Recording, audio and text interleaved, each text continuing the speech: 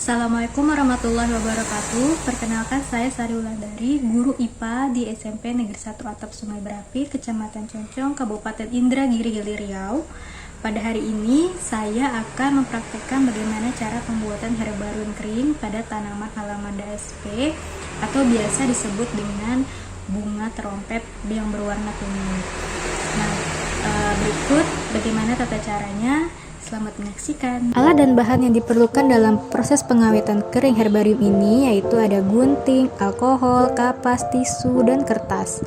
Tumbuhan yang digunakan adalah bunga trompet.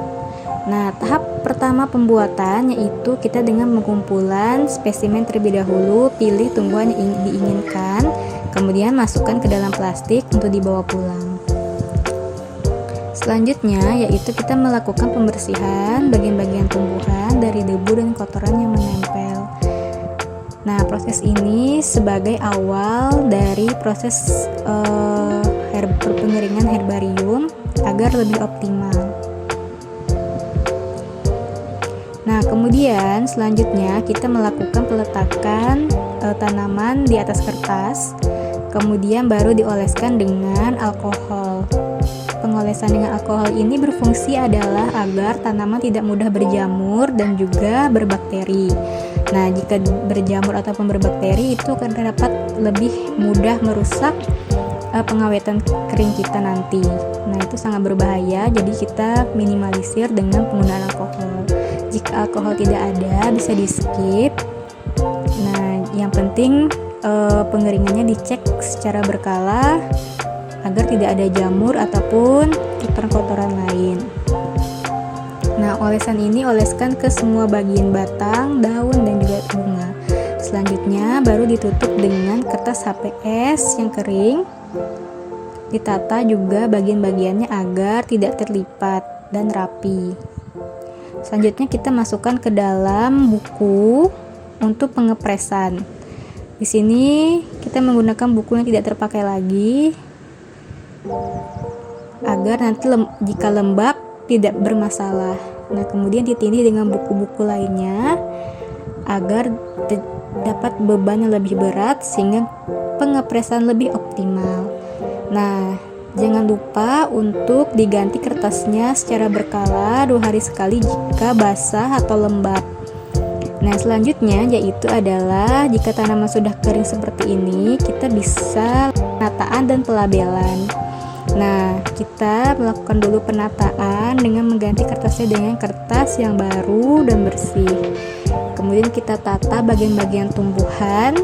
Nah, kalau di sini kan ada beberapa bagian tumbuhannya rusak, kita harus menatanya kembali dan merekatkannya dengan menggunakan isolasi agar bisa merekat dengan sempurna.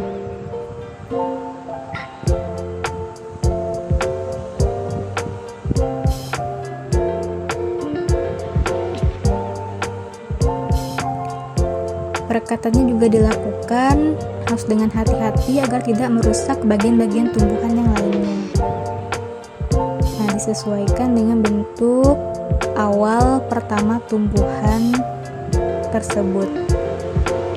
Bagian batang, daun, dan juga peletakan bunganya.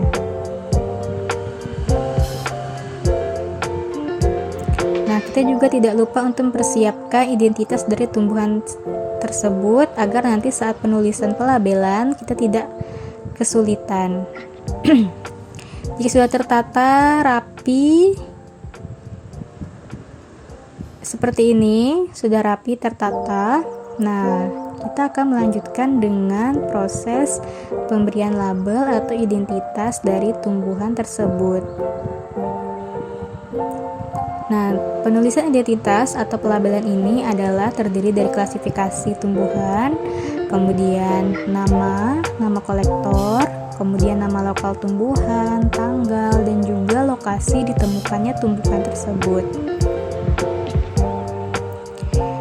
Pelabelan atau pemberian identitas ini bisa dituliskan langsung seperti ini atau bisa juga dengan menempelnya sesuai dengan keinginan dan kreasi dari kolektor.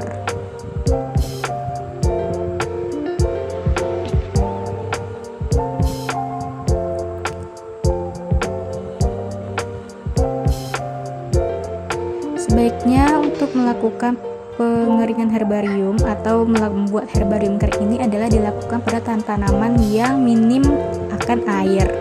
Jadi proses pengeringan bisa lebih optimal dan rentan untuk terkena jamur ataupun bakteri itu sangat kecil. Dan prosesnya juga menjadi lebih singkat. Jika terlalu banyak kandungan airnya pada tanaman tersebut, nah mudah sekali untuk terjadi kegagalan. Nah, ini sudah jadi. Ini dia hasil dari herbarium kering yang telah saya buat, lengkap dengan identitas dari tumbuhan tersebut. Semoga ini dapat bermanfaat bagi Bapak, Ibu, dan teman-teman sekalian untuk sebagai bahan ajar di sekolah. Terima kasih.